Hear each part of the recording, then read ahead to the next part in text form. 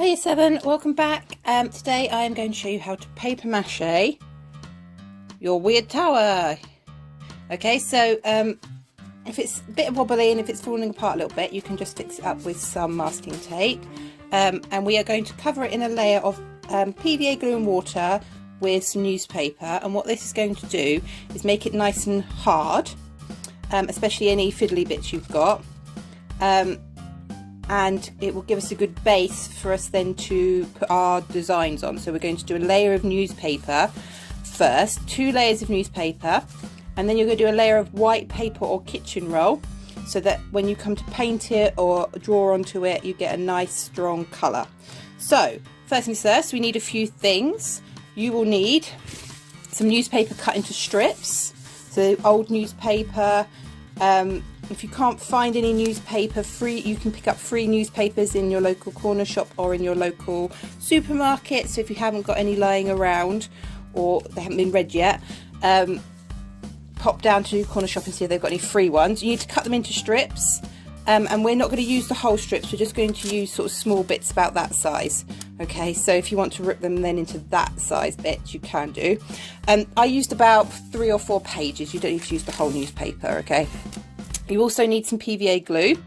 I got mine in Wilkinson's, but you can get it in Poundland, you can get it in the supermarkets. It's really super cheap. I think this was probably about £2.50 at the max, okay? So if you get it in Poundland, obviously it's going to be £1. And you don't need a huge amount, so you don't need a big tub like I've got. You can get a smaller tub. You'll need some water. You'll need an old plastic container. So this is an old takeaway container, but any old plastic container that your mum or dad doesn't mind you putting glue in is absolutely fine. And if you've got an old paintbrush, that's great, but a spoon or an old knife or something like that will work just as well. It's just to mix it all together. So once you've cut your newspaper up, pour some PVA glue into your tub. Need a good glug.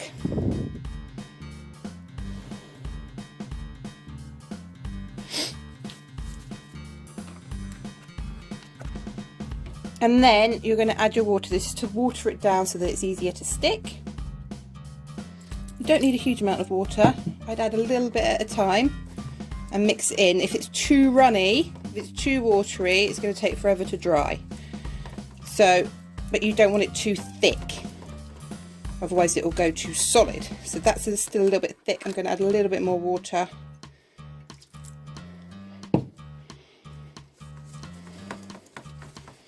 And that's perfect. Okay, so a couple of top tips. Firstly, like I said, you don't need to use a massive long piece. Use shorter pieces and dip it into the glue and use your fingers to just wipe off the excess because you don't want it too gluey. And then we're going to apply it to our tower, including all the little fiddly bits that you added in. Okay, make sure you cover those as well, because what this process is going to do is to strengthen any of the extra bits that you've added. So we dip it in, get off the excess, and apply it to our tower. Now, couple of important things. Make sure you are working on a protective surface, so don't do it on your mum's favourite tablecloth. Put some newspaper down. Put some plastic sheet down or something like that. My cutting mat's really good because it cleans off really well because it's plastic. So make sure your table is protected because you're going to get drips of glue everywhere, and make sure you're wearing an apron or some old clothes so that you don't splash glue all over yourself, because this is messy. And also remember to tidy up after you've finished. Just give it a good wipe down. PVA glue does come off if you do it quick, and because this is quite watery, it takes ages to dry, so you'll be all right there. So you're going to cover this in approximately 2 layers of newspaper. Don't worry if it's not quite exact. And then a layer of kitchen roll or white paper, so that we've got a nice white base to work on. So I'm going to do that. You can watch for a bit, and then hopefully you can send me some photographs of how you've been getting on and what you've been up to. Let's get to work.